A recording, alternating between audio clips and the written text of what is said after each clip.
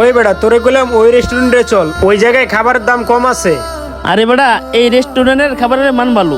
আরে বেটা এই রেস্টুরেন্টের একটা পিৎজার দামই তো 2700 টাকা, সাথে তো বার্গার আছেই। তাহলে সমস্যা কি? আমরা কি কম দামি খাবার খাবো রে? আল্লাহ পুরা ঘরটা ক্ষুধার্ত। আল্লাহ আল্লাহ তুমি যে কোনো জায়গায় আমার একটা কাম মিলাই দাও আল্লাহ, যেভাবে হোক 500 টাকার একটা কাম মিলাই দাও আল্লাহ। আরে বেটা এই জায়গায় খাইতে গেলে তো 4-5 হাজার টাকা যাইবো, আর আমাদের তো 3000 টাকা বাজেট। আরে বেটা তুই বেশি কথা কস, 4-5 হাজার টাকা খরচ হইব। আমার কি লাখ টাকা খরচ হইব? 4-5 হাজার টাকাই তো, তাহলে তুই বিল দিয়ে দিস। হ্যাঁ দিলাম, সমস্যা কি? 4-5 হাজার টাকা তো কমই। আমরা ঢাকা কোনো রেস্টুরেন্টে বইলে 12-13 হাজার টাকা বিল আসে। আরে এইটা আবার কে? আচ্ছা ঠিক আছে, ওটা তো হইবই। এখন তাহলে চল। 500 টাকার লাগে আমার মাথাটা শেষ। আবার কেউ এক বয় 4-5 হাজার টাকা খরচ করে। আল্লাহ কত রকমের মানুষ বানাইছে দুনিয়ায়।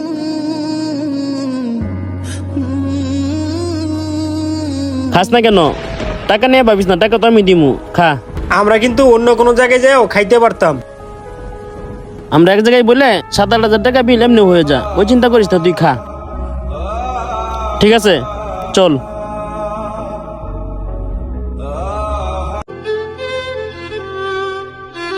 এই রেস্টুরেন্টের খাবারটা ভালো ছিল। তুই তো এই জায়গায় আসতে চাইছিলি না, তাড়াতাড়ি চল, কাজ আছে।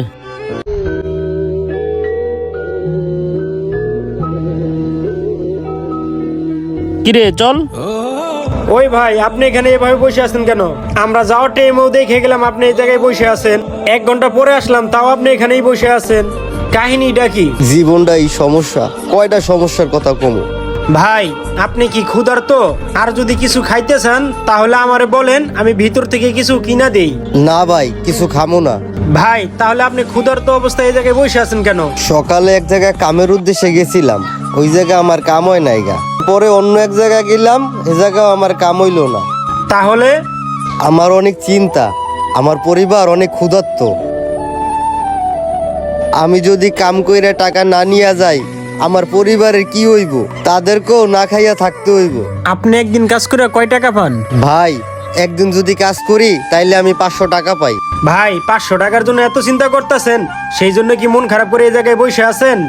ভাই 500 টাকা কি মুখের দ্বারের কথা? ওই 500 টাকাই আমার কাছে অনেক কিছু। ওই 500 টাকা দিয়া আমার পরিবার চলবো, 2টা ভাত ওদের মুখে উঠবো। আর এই 500 টাকা যদি না দিয়া যাইতে পারি ভাই, আমার পরিবারের কারো মুখে ভাই ভাত জুটবো না। ওরা ক্ষুধার্ত থাকবো, ওরা খাইতে পারবো না। এই চিন্তা আমার মাথায় ঘুরতাছে। কেমনে আমি কাম করবো? কেমনে আমি কয়টা টাকা ইনকাম করবো? আমার পরিবারের মুখে ভাত তুল্লা দিমু।